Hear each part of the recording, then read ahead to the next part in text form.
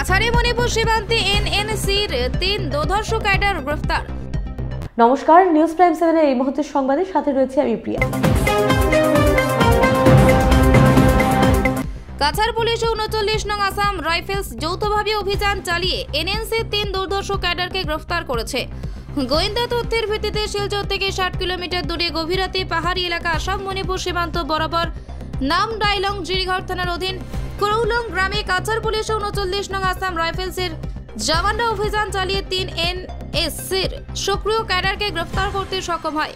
সোমবার শিলচরে এক সাংবাদিক সম্মেলনে কাছাড়ি পুলিশ সুপার নোমাল মাহাতা এই কথা জানান। তিনি বলেন, তাদের পুঙ্খানুপুঙ্খ জিজ্ঞাসাবাদের পর আদালতে হাজির করিয়ে 10 দিনের জন্য রিমান্ডের আবেদন জানানো হয়েছে। গ্রেফতারকৃত জঙ্গি সদস্যরা হল চামটিলা জিরিঘাটের পাউনিং রংমাই, দ্বিতীয় ওয়াং রংমাই ও নাম জাও রেই গ্যাংমেই।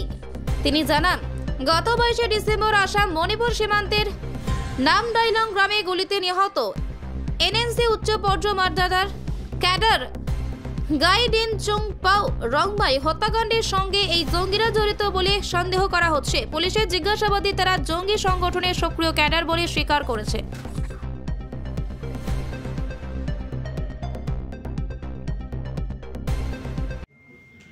যোৱা 12 ডিসেম্বৰ তাৰিখে জিৰিঘাট থানাৰ অন্তৰ্গত নামদাইলং গাঁৱত এটা হত্যাৰ ঘটনা হৈছিল আৰু যিজনক হত্যা কৰা হৈছিল তেওঁ আছিলে এনএনসি ক্যাডাৰ, মানে নাগা নেশ্যনেল কাউন্সিলৰ ক্যাডাৰ।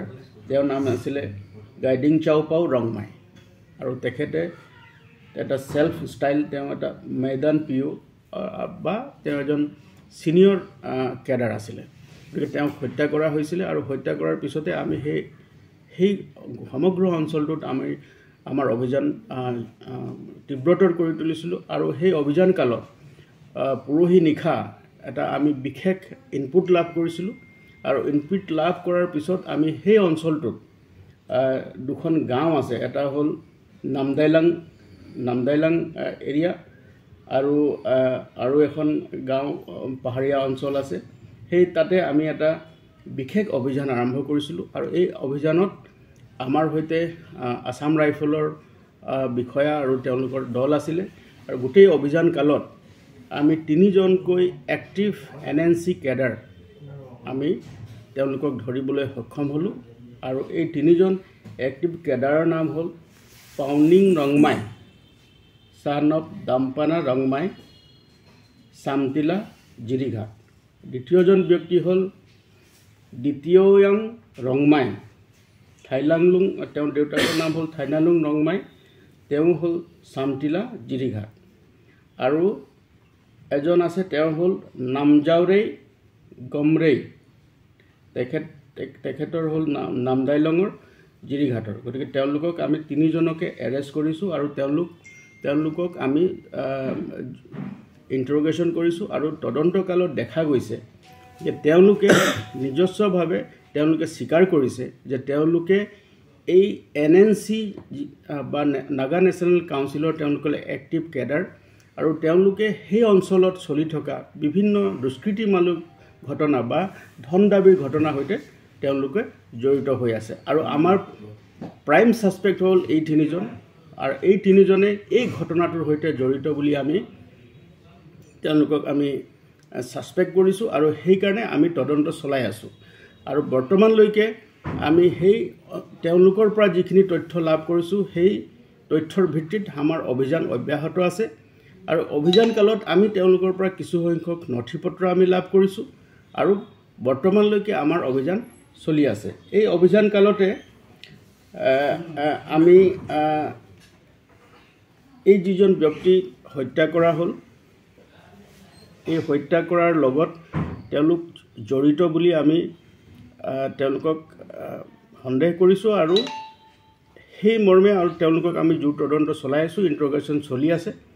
আৰু এই তদন্ত কালত দেখা গৈছে যে তেওঁলোকে বহুদিন ধৰি এনেকুৱা ধৰণৰ অসামাজিক কিছুমান কাৰ্যকলাপৰ সৈতে জড়িত। যোৱা 2 বছৰ আগতে সেই অঞ্চলত এজন এনএনসি ক্যাডাৰ হত্যা হৈছিলে, তেওঁৰ নাম আছিলে ডেভিড।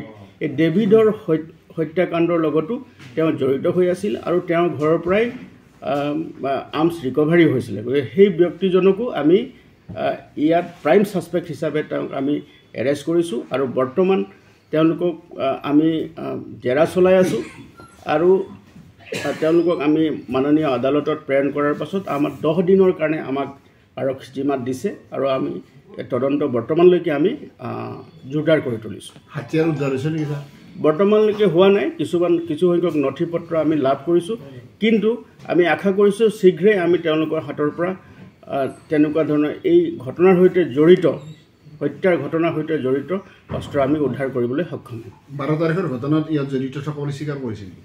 বৰ্তমানলৈকে তেওঁলোকে স্বীকাৰ কৰা নাই, যদিও তেওঁলোকৰ যিখিনি আমি প্ৰাৰম্ভিক তথ্য লাভ কৰিছোঁ আৰু আমাৰ যিটো ইনপুট আমি লাভ কৰিছোঁ, এটা ক্ৰেডিবল ইনপুট আমি লাভ কৰিছোঁ, তাৰ পৰা আমি জনা গৈছে যে তেওঁলোকে এই হত্যাকাণ্ডৰ সৈতে জড়িত। তেওঁলোকে স্বীকাৰ কৰিছে যে তেওঁলোকে NNCৰ কেডাৰ হয় আৰু তেওঁলোকে 3জন এৰিয়া কমাণ্ডাৰ হয়।